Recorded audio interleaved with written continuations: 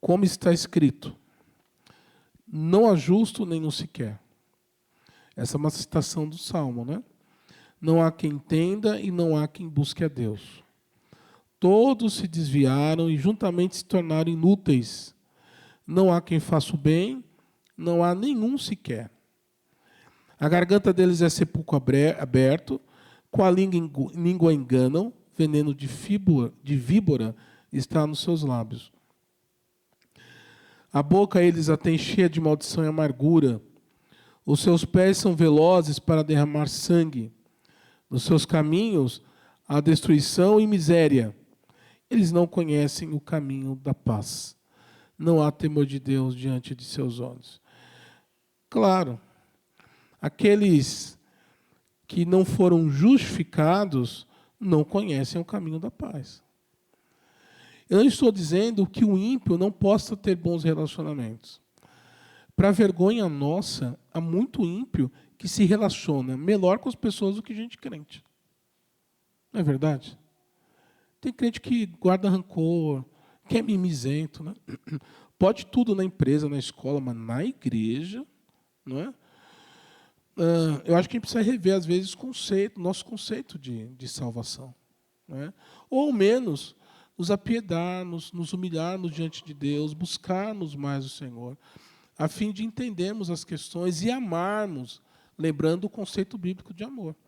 E amarmos o próximo, amarmos o nosso irmão. Tá bom?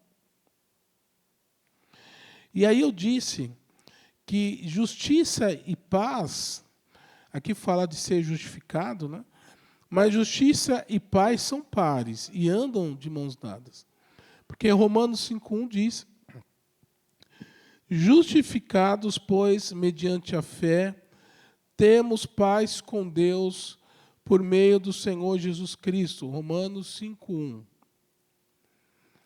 Então, aquele que é ímpio, nós até entendemos a dificuldade em liberar perdão, porque ele ainda não recebeu o perdão do Senhor. Ele não entende o conceito de graça.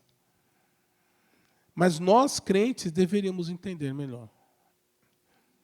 Às vezes, é claro que nós somos decepcionados, nos entristecemos, humanamente falando, isso é compreensível. Mas se nós entendemos a graça do Senhor, fomos justificados por Cristo, fomos perdoados, recebemos essa paz com Deus, por que é que nós não conseguimos perdoar? E aí nós voltamos ao Pai Nosso. Que a não liberação de perdão, não como condição, mas como consequência, evidencia, na melhor das hipóteses, que o meu relacionamento com Deus não está bom. Mas talvez eu não seja crente. Eu já me questionei ao longo da vida, mas será que eu sou crente mesmo? Por que eu não estou perdoando, hein? Aí você puxa a memória. Olha o que Deus fez por mim. Olha, o Senhor derramou o seu sangue precioso. Não, mas continuo não perdoando. Então você precisa realmente rever o seu conceito de salvação. Talvez você não seja salvo mesmo. É fato. É fato. Tá bom? E ainda Romanos 8,6. Pois a inclinação da carne é morte, mas o Espírito é vida e paz. Quando você está entregue à carne, você vai ter dificuldade em ter paz.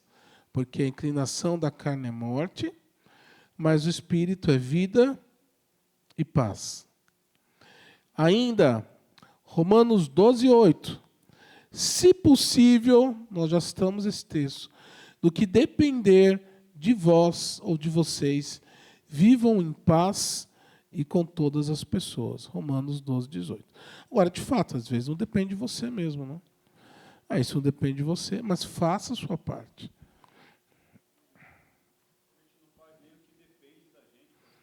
É.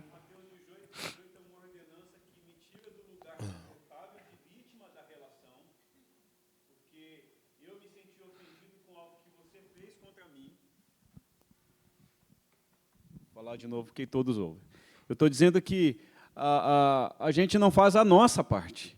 Mateus 18 me tira do lugar de vítima na relação. e eu me sinto ofendido com algo que você fez contra mim. A Bíblia me diz, vai lá e promova a paz. Seja alguém que está disposto a promover paz no relacionamento. Mas a gente não faz. Eu já disse aqui uma outra vez, e para mim continua batendo na mesma tecla. Mateus 18 é um mantra que ninguém segue. A igreja não pratica Mateus 18. Eu falo mal para um, para dois, para três, mas eu não procuro a pessoa para me acertar com ela diante do Senhor. E dizer, meu irmão, olha, você fez isso e isso comigo, e nós precisamos nos entender. A gente não faz. A gente não faz isso nos relacionamentos interpessoais, a gente não faz isso no relacionamento com os nossos filhos, a gente não faz isso no nosso relacionamento com o nosso cônjuge. Nós temos dificuldade absurda em ser promotores da paz. A gente não consegue, às vezes, entender as ordenanças das Escrituras. E aí, como a gente falou aqui, fica muito fácil apontar, e estou falando de mim mesmo, fica muito fácil apontar, mas fica muito difícil ser alguém que reconhece o seu pecado e diante do Senhor fala, Senhor, me capacita a procurar meu irmão, me capacita a falar com a minha esposa, a falar com o meu filho, a nos entendermos para que isso glorifique o seu nome. A gente simplesmente não faz, entendeu? A gente não está preocupado em obedecer às Escrituras.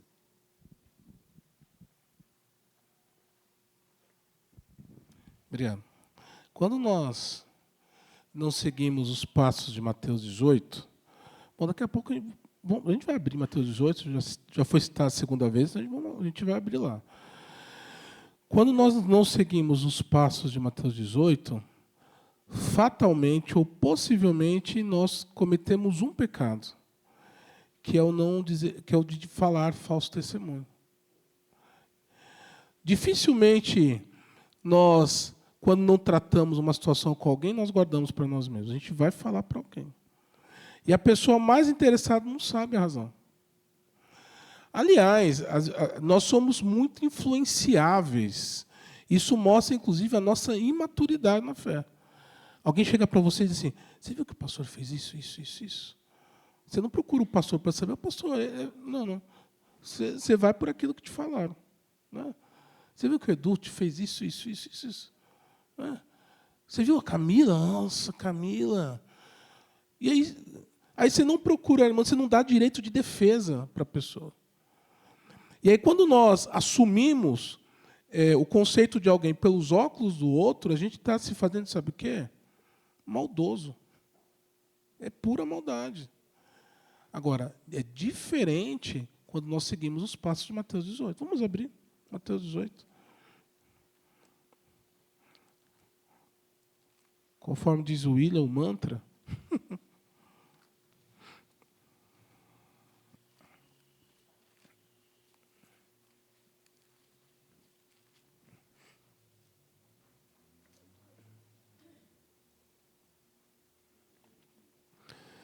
Então, a partir do 15. Mateus 18, a partir do 15. Se teu irmão pecar contra ti, vai arguí-lo entre ti e ele só. Se ele te ouvir, ganhaste o teu irmão. Se, porém, não te ouvir, toma ainda contigo uma ou duas pessoas, para que pelo testemunho de duas ou três testemunhas, toda palavra se estabeleça. E, de fato, tem gente que você tem que falar com testemunha sempre, né? Porque depois vai dizer, porque me falou isso, isso, isso. Ou às vezes faz compromisso com você, não cumpre. Então tem pessoa que sempre tem que ter uma testemunha. E aí continua, verso 17. E se ele não os atender, diz-o à igreja. E se recusar a ouvir também a igreja, considera-o como gentil e publicano. Então esses são os passos para uma disciplina. Vamos pensar em relacionamentos. Então, dois irmãos brigaram, aí o irmão procura outro irmão em Cristo, procura outro irmão e diz, olha, você me fez isso, isso, isso, eu não gostei, e conversou. A situação foi resolvida, graças a Deus. Se não for resolvida, bom, vamos conversar com um intermediador, vamos chamar alguém para nos ajudar. 2 ou 3 testemunhas. Que pode ser um oficial da igreja, um presbítero, como não, às vezes um irmão mais próximo. Conversou. Não resolveu. Bom, Verso 17, se ele não os atender, dize-o à igreja. Dizer à igreja é levar para o conselho. A grande questão é que alguns pecados não são tratados justamente porque para aqui. Olha, estão falando de você. Ah, é? Então tá bom, estou levando para o conselho, tá bom? Não tentei resolver, não consegui. Não. Tira o meu nome dessa. Aí a gente nunca consegue resolver. É necessário que haja uma denúncia. Não é? Eu, fulano de tal, mando uma cartinha para o conselho. Olha, falei com o irmão tal, ele está fazendo isso. Já conversei com ele, junto com outro irmão. A situação não resolveu. Eu gostaria que o conselho tratasse desse assunto. Bom, você que não faz isso também é passivo de disciplina, sabia? Porque você está sendo conivente com o pecado do irmão. Porque, às vezes, é mais importante para você não quebrar o relacionamento com ele, não ficar de mal dele, mal na fita, como se diz popularmente, do que resolver a questão, resolver o pecado. Então, nós precisamos lidar dessa forma. E aí, quando diz, e se recusar a ouvir também a igreja, considera-o como gentil e publicano, fazendo uma aplicação aqui, é a nossa exclusão, né, do rol de membros. Então, a pessoa ela é disciplinada, publicamente. Então, ela é suspensa da comunhão por tanto tempo. Se a pessoa não demonstra arrependimento, não volta à igreja, qual é o próximo passo? A exclusão, é isso que o texto está dizendo. Mas nós seguimos todos os passos. Ah, mas o fulano de tal não vem à igreja há uma eternidade, então. Possivelmente, o conselho está andando esses passos com a pessoa. E aí, quando não há uma... Então, de vez em quando, pelo menos a gente tem feito aqui ultimamente, uma vez por ano, infelizmente o conselho faz um processo sumário e exclui uns 10 nomes. Que é gente que foi procurada, que foi visitada e que não deu retorno. Mas antes disso, nós precisamos seguir todo esse processo. Não é? Por uma questão de clareza, de lisura, por uma questão de honestidade, e porque é assim que nos ensinam as Escrituras. E aí olha o verso 18. Em verdade vos digo que tudo o que ligardes na terra terá sido ligado nos céus, e tudo o que desligardes na terra terá sido desligado nos céus. Isso é bem interessante. Deus dá autoridade à igreja. Essa autoridade ela não é infalível. Algumas vezes a igreja declara alguém crente, a pessoa vem, faz a pública profissão de fé, é batizada, depois some da igreja. Oh, mas o conselho não viu isso? Ué, a gente não conhece o coração das pessoas. A pessoa declara a fé em Cristo Jesus, professa a fé em Cristo Jesus. Não tem nada que a desabone. Está aí na igreja, tudo direitinho, ué. Foi questionada, sabatinada, é recebida como membro. E isso diz respeito também à exclusão. Normalmente, a igreja ela expressa aquilo que é vontade de Deus. Por quê? Porque a igreja dá autoridade, o Senhor dá autoridade à igreja. E aí, quando alguém é excluído, sim, ela pode ser restaurada depois, mas quando a pessoa é excluída, ela está dando evidências, a igreja está evidenciando que entende que aquela pessoa não é crente. E aí continua o texto. Em verdade, também vos digo, verso 19, que se 2 dentre vós sobre a terra concordarem a respeito de qualquer coisa que porventura pedirem, ser-lhe-ás concedida por meu Pai. Eu estou precisando de óculos, viu, gente? Eu vou procurar um oftalmo, a idade está chegando, logo eu vou ter 4 horas aqui. Serás concedida por meu Pai que está nos céus. Porque onde estiverem 2 ou 3 reunidos em meu nome, ali estou no meio deles. Por favor, não usem mais isso na reunião de oração, né? O irmão piedoso, né? Aqueles gatos pingados e ora, porque na sua palavra está escrito, onde estiverem 2 ou 3 reunidos em meu nome, ali estou no meio deles. É verdade, mas esse texto não está ensinando isso. O texto está falando de problema entre irmãos. Então, quando tiver 2 ou 3 para resolver uma questão em nome do Senhor, não é para estudar a Bíblia. Quando tiverem 2 ou 3 reunidos em torno de uma questão, o Senhor está ali também. Tá bom? Vamos voltar lá para Romanos 12, 18. Alguma pergunta? Quem? Odila. Tem uma frase que diz assim, ela não é bíblica, mas que a gente prefere ter paz do que ter razão, muitas vezes, né? E também eu vejo assim, que às vezes a gente tem paz porque a gente tem medo de falar. Então, a paz sem voz não é paz. Porque, às vezes, até em relacionamento de casal, a pessoa não cobra nada para não haver atrito. E eu vejo que isso não é paz, é covardia. Certo? Então, nem sempre onde tem paz é paz mesmo. Muitas vezes é medo. Medo de perder uma amizade por ser sincera, porque quando a gente fala, às vezes, alguma coisa, como eu disse, a gente é dono da razão, né? A gente se acha.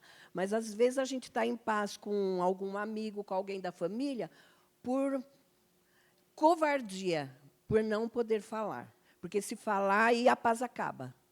Então, mesmo no mundo lá fora, às vezes o nosso país fica em paz porque a gente não tem coragem de ir contra determinadas decisões.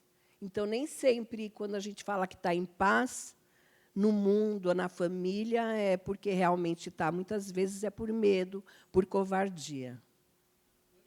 Muito bom. Quer dizer, na verdade, não há paz numa situação dessa. Só aparência de paz.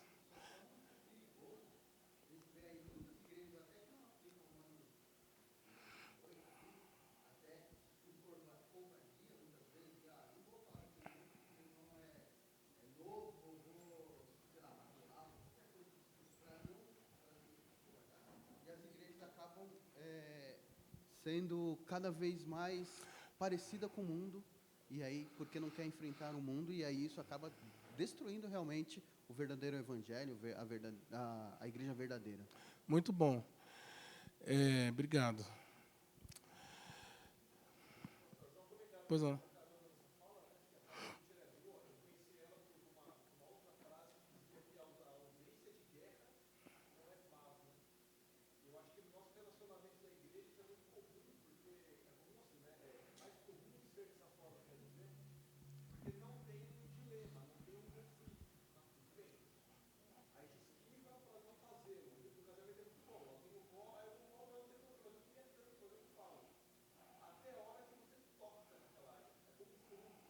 É.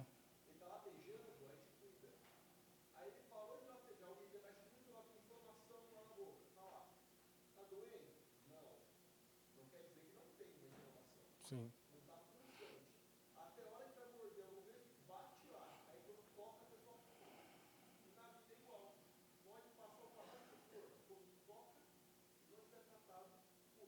Sim.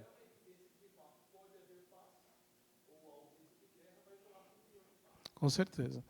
E aí, a gente está aplicando aqui no âmbito da igreja, vamos pensar um pouquinho para dentro de casa, né? Foi mencionado, inclusive, porque às vezes está tudo bem, mas a raiz do problema não foi resolvida. Não foi resolvido. Há casais que às vezes vão ao gabinete e tal, e conversa. E aí o casal faz a lição de casa, mas não expõe toda a situação. E aí você não consegue tratar. E fica aquele problema lá na incubadora, né? É o tal do dente inflamado latejando aí que o Edu falou. É bem isso. Nós precisamos. Vejam, eu sei que DR é uma coisa, né, chata. E, claro, você não vai ficar discutindo por tudo a todo tempo. Mas há alguns problemas que precisam ser tratados. E nós fugimos de tratar problemas. Quer na igreja, quer em casa, em vários lugares, nós fugimos de tratar. E nós precisamos tratar de fato, né? Quando nós falamos de aconselhamento, alguns anos atrás, nós falávamos sobre aquelas 3 perguntas. Né? A primeira é, qual é o problema? Mas é para você investigar mesmo, não é meramente qual é o problema. Qual que é a raiz do problema? O que está por detrás desse problema? O que está por detrás da sua raiva, da sua ira? Não é? O que é necessário, de fato, fazer para que o relacionamento seja restabelecido? Mais alguém? William, depois o presbítero Eliseu.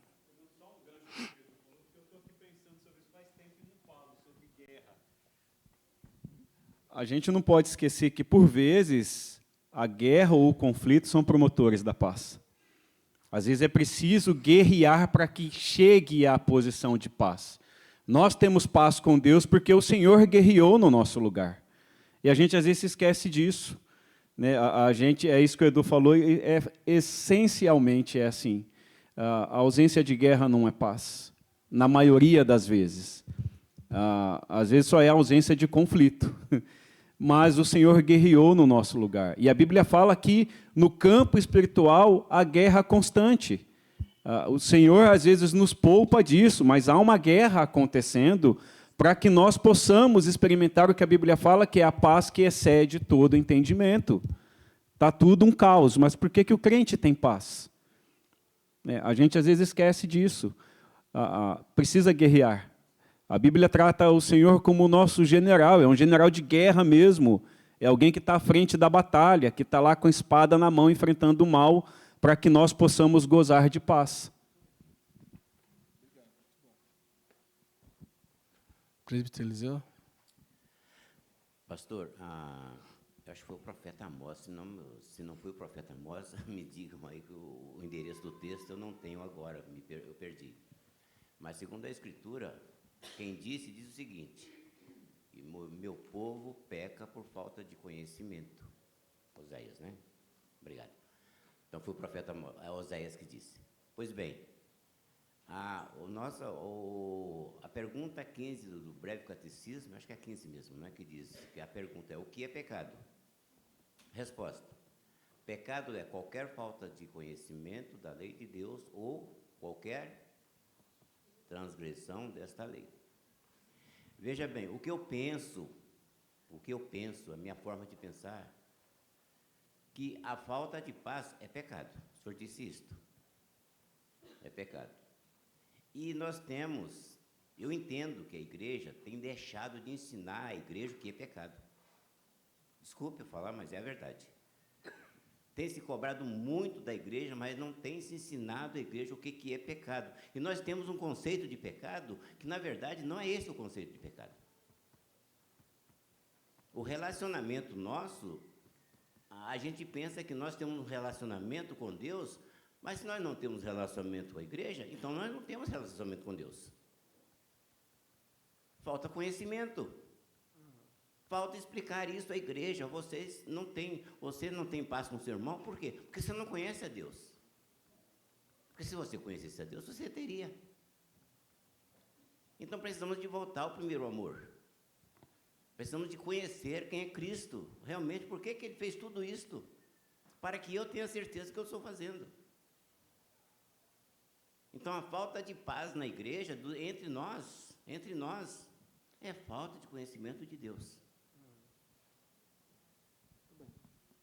Obrigado. Muito bom. Mais alguém?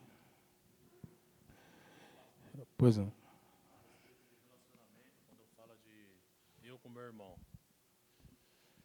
o presbítero Eliseu falou sobre amor. Às vezes, as pessoas acham que amor é sempre acariciar, é sempre bajular. E, na verdade, o maior princípio de amor é o ato. Se eu vejo um irmão meu pecar, e eu sou omisso com isso, eu cometo pecado junto com ele. Porque eu não posso ver um irmão meu escarnecendo de Cristo, falar que eu sou um verdadeiro cristão e deixar ele no pecado sem orientá-lo com amor. Porque o verdadeiro amor, ele tudo suporta, ele tudo padece. Jesus, ele era duro quando deveria ser duro, mas com amor. Hoje, se você vê um irmão pecar, se você não tiver intimidade com ele acha que você, quem é você para me condenar? Você também é pecador, mas não, irmão.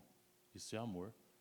E se você vê eu pecando, se você não me corrige, você não tem amor por mim. Como eu posso ver um irmão meu perdido no pecado e não abrir os olhos dele? Às vezes ele não consegue enxergar uma coisa que eu enxergo. Se eu não corrijo o meu irmão, isso é falta de amor, isso é pecado.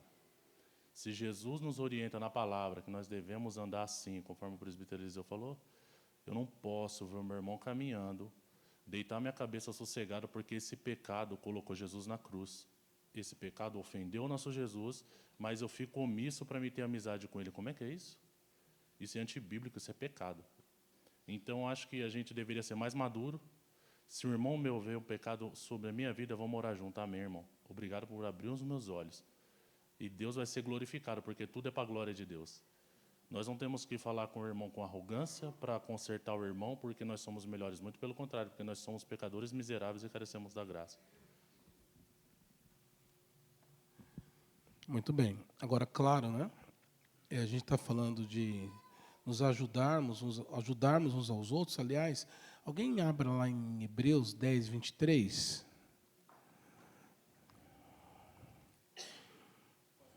Pois não.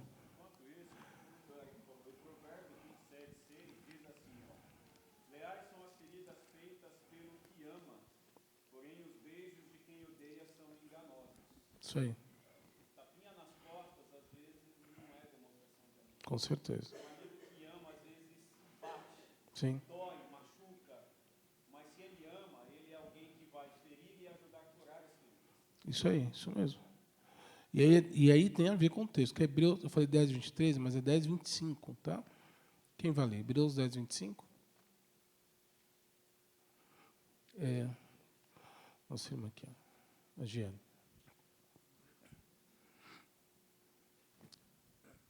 Não deixemos de congregar-nos, como é costume de alguns. Antes façamos admoestações, e tanto mais quanto vedes que o dia se aproxima. Então, vejam, nós congregamos por conta disso, para nós nos fazermos admoestações. É isso. E para que juntos nos preparemos para a volta de Cristo Jesus. Agora, é claro, nessa admoestação, por mais dura que ela seja, ela deve ser feita em amor. E você, quando admoestar, muito cuidado para não parecer ou não achar-se superior àquela pessoa a quem você está admoestando. Porque quem está de pé, tome cuidado para não cair, podia ser você. Tá bom? Então, esse é o princípio. Agora, o que nos dá medo de repreender é que, às vezes, você chama a atenção de alguém e a pessoa fica com raiva de você. Ué. Isso vai acontecer. Mas o teu compromisso é com o Senhor e com a palavra. Hã? Mas vale obedecer a Deus do que os homens. E, de fato, se você fizer uma denúncia, se você chamar a atenção do irmão, da irmã... Eu, como pastor, às vezes acontece isso. Né? Você chama a atenção, pronto, a pessoa ficou brava. Mas nós precisamos fazer isso. Porque nós fomos chamados para congregar, para fazermos admoestações uns aos outros. Tá bom? E aí vamos voltar lá para Romanos. Romanos 12, 18, que nós já lemos, né? Nós aprendemos... Deixa eu voltar lá em Romanos 12. Alguém lê Romanos 12, 18? Não. Falei que lemos. Mas vamos ler de novo.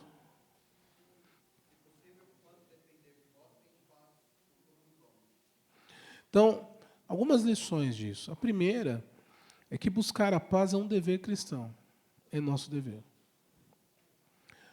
Segundo lugar, devemos buscar a paz com todos, não só com as pessoas que nos interessam ter paz, não só as pessoas que mais nós gostamos, com quem nós temos mais afinidade.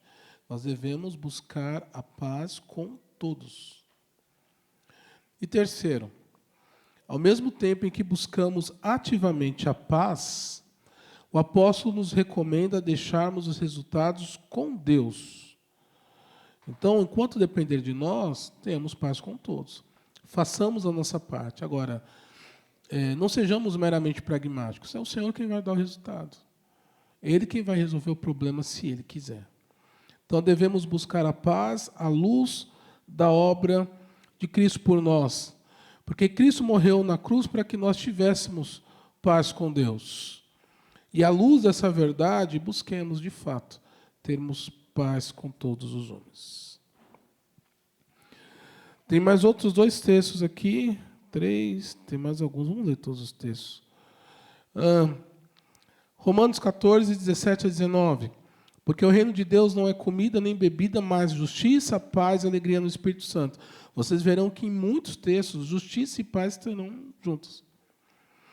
Aquele que deste modo serve a Cristo é agradável a Deus e aprovado pelas pessoas. Assim, pois, sigamos as coisas que contribuem para a paz e também as que não são, para edificação mútua. Então, vejam, justiça... O meu comentário aqui é que justiça e paz são pares. Justiça e paz são pares. Muitas vezes só teremos paz quando vemos a justiça. Então, você só tem paz com o irmão quando você vê que justiça foi feita. O irmão foi punido, alguém chamou atenção e tal. Mas muitas vezes o Senhor exerce sua justiça até quando nós não vemos. E aí a isso vale a pena nos lembrarmos de Deuteronômio 32:5, que diz: a mim me pertence a vingança, a retribuição. A vingança e a retribuição pertencem ao Senhor. Então, o irmãozinho pisou no seu pé, enquanto o pé dele não for destruído, você não fica em paz. Mas você não sabe da forma como Deus tem tratado. Você não sabe o que vai no coração da pessoa. Deixa que Deus cuida disso, não é? A justiça será feita, nem que seja na eternidade. Então tenha paz, descanse. Romanos 15:13. E o Deus da paz encha vocês de toda alegria e paz na fé que vocês têm, para que sejam ricos de esperança no poder do Espírito Santo. Então é Deus quem outorga a paz, e só nele nós teremos paz. E o Deus da paz esteja com todos vocês. Amém. Romanos 15:33. Ainda, e o Deus da paz em breve esmagará Satanás debaixo dos pés de vocês. A graça de nosso Senhor Jesus Cristo esteja com vocês. Romanos 16:20. A justiça será feita na eternidade, pelo menos. E talvez a justiça do Senhor será evidenciada através da justificação da pessoa. Sabe aquele miserável que você quer no inferno? Então, de repente ele vai ter um encontro com Cristo. Ele vai ser justificado assim como você foi. E a justiça será feita dessa forma. Então tenha paz. Deus sabe todas as coisas. Obedeça. Não fique preocupado com a sua reputação. E aí nós vimos que, recapitulando, e chegando ao fim da aula, que a Bíblia estabelece uma ligação entre Deus e a paz, no mínimo de 4 maneiras. Nós já vimos isso. Temos a paz salvadora, que Deus estabeleceu conosco na cruz, e a profunda paz que Deus constantemente traz à nossa alma. Esses 2 dons, por sua vez, proporcionam mais 2 bênçãos para o crente em Cristo, que é o fato de eles nos capacitam a buscar a paz nos relacionamentos no curso desta vida. Além disso, eles nos garantem uma vida eterna de paz, definitiva no mundo por vir, novos céus e nova terra, onde habita a justiça, 2 Pedro 3,13. Concluindo, até aquele dia do estabelecimento pleno da paz, que esperança temos? Deus. Ele estabeleceu a paz salvadora para conosco por meio de Jesus Cristo. Ele derramou da sua profunda paz sobre nós e em nós. Ele prometeu a paz global, definitiva, e Ele nos chama e nos capacita para buscarmos a paz nos relacionamentos. Não existe nenhuma pessoa sequer no planeta, incluindo cônjuge, filhos, pais ou colegas de trabalho, com quem você não possa buscar a paz. Aqui, então, encontramos nossa verdadeira identidade ao andarmos nos caminhos de Deus, nosso Pai. Bem-aventurados os pacificadores, disse Deus, porque serão chamados filhos de Deus. Mateus 5,9. Contudo, a verdadeira paz não advém dos relacionamentos humanos, e sim do nosso relacionamento com o Senhor. É isso. Algum comentário, alguma pergunta? Pois não, Bruno?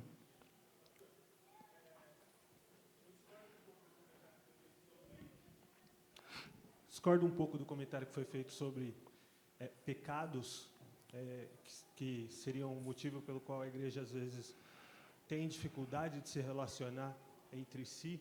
Eu acho que o problema está muito mais no fato de que a igreja, às vezes, confunde o que é unidade com unicidade e uniformidade. Algumas pessoas pensam em unicidade, ou seja, eu sou único. Outras em uniformidade, o outro deveria ser parecido comigo, e não em unidade. Eu queria que, com base nisso, o senhor explicasse o que é o vínculo da paz, descrito no texto que fala em unidade, de Efésios 4. Vamos abrir lá, Efésios 4, que, irmão? Efésios 4, de 4 a 6, 4 a 3, mas de 1 a 3, perdão.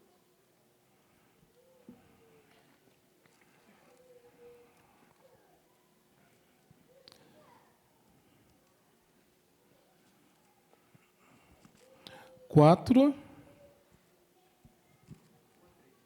1 a 6, 1 a 3. Rogo-vos, pois, eu, prisioneiro do Senhor, que andeis de modo digno da vocação que foste chamados, com toda a humildade e mansidão, com longanimidade, suportando-vos uns aos outros em amor, esforçando-vos diligentemente por preservar a unidade do Espírito no vínculo da paz. Há somente um corpo e um Espírito, como também fostes chamados numa só esperança da vossa vocação.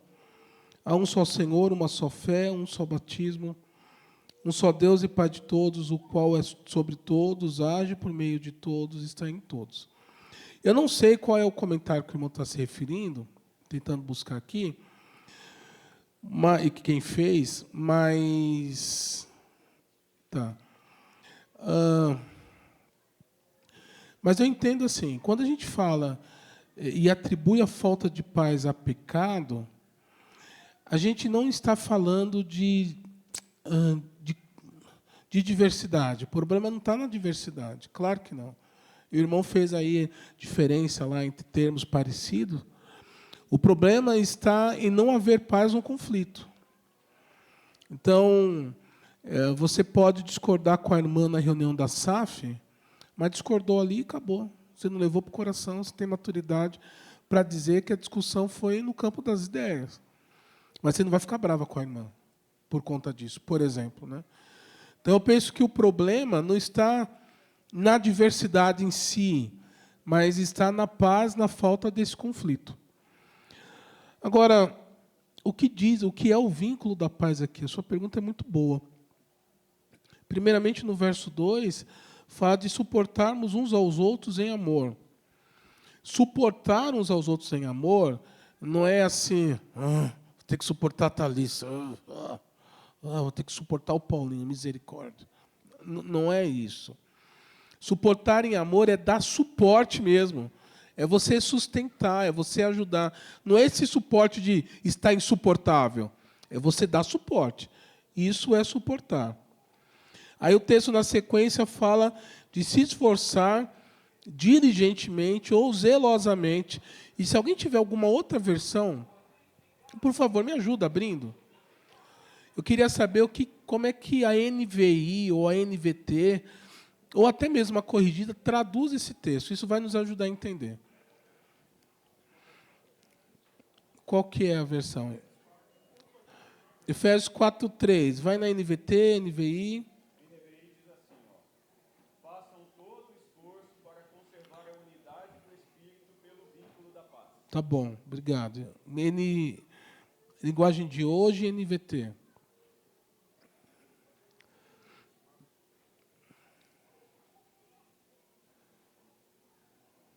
Efésios 4:3.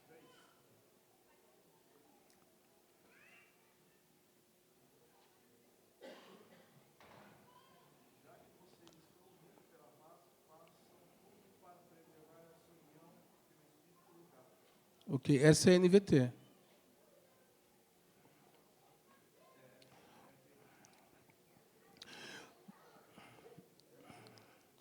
Não, acho que está bom. Porque qual é a ideia? Pois não. A nova tradução na linguagem de hoje diz assim, façam tudo para conservar, no meio da paz que une vocês, Isso. a união que o Espírito dá. Tá, então tá bom. Obrigado. A NVT e a linguagem de hoje traduzem da forma como eu imaginei mesmo. Então, a ideia do vínculo da paz é a paz que une. Isso diz respeito a ter o mesmo propósito. Então, a gente pode ter opiniões diferentes. E, de repente, numa discussão sobre uma programação da igreja, você não concorda comigo, por exemplo. E aí é uma dificuldade. A gente acha que o outro tem que pensar igual você. Então você tem que ter a razão, você briga até o fulano fala, não, tá bom, tá certo, desculpa. Não, não é assim. A gente continua na divergência, mas a gente tem o mesmo propósito, que é glorificar a Deus. Quando o meu propósito é vindicar a honra própria, é que a minha vontade prevaleça, aí haverá conflito. Mas quando nós temos o propósito, apesar das divergências e apesar dos pecados, porque igreja é lugar de pecador, tá bom? O pastor é pecador, os diáconos são pecadores, os presbíteros são pecadores, os irmãos, todos nós somos pecadores. Igreja é lugar de gente pecadora. Mas apesar dos nossos pecados e dos conflitos, nós somos unidos pelo mesmo propósito. Então, essa é a direção. Pois não. Exato. Exatamente. E aí isso nos faz abrir mão de algumas coisas. Isso nos faz pedir perdão. Não é? É isso. É isso.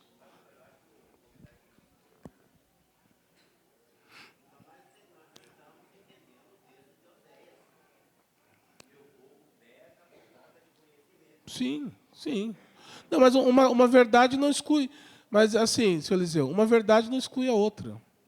O texto de Osés, é claro, é verdade, está na Bíblia. Mas uma coisa não vai excluir a outra, não, de jeito nenhum. Sim, sim, com certeza.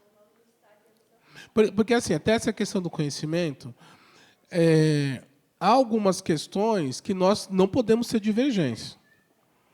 Que é claro, que é bíblico, e especialmente aquele que diz respeito à salvação. Mas há outras questões que nós chamamos de elementos circunstanciais, que é aquilo que não está na Bíblia, mas que a gente discute, diz respeito à nossa realidade, à nossa contemporaneidade. Isso a gente discute.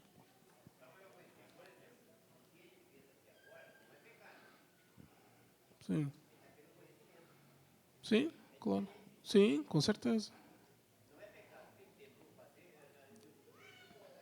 Ele discordou do irmão e perguntou, tranquilo. Claro, perfeito. Viu, senhor Eliseu? Pecado é vocês ficarem de mal, isso é pecado. Isso. Tanto porque ele é maior que o senhor, então. Pois é.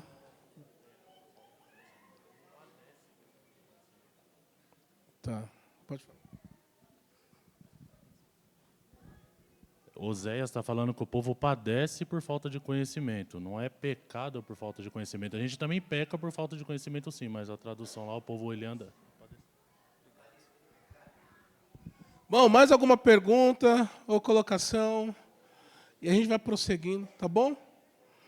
Vamos orar aí pelos nossos relacionamentos, pelas nossas considerações, e que Deus cuide de nós. Vem à noite, nós vamos continuar expondo o texto sagrado em Gálatas. Se prepare para o culto, que Deus seja adorado. Vamos orar? Bibiane, faz essa oração.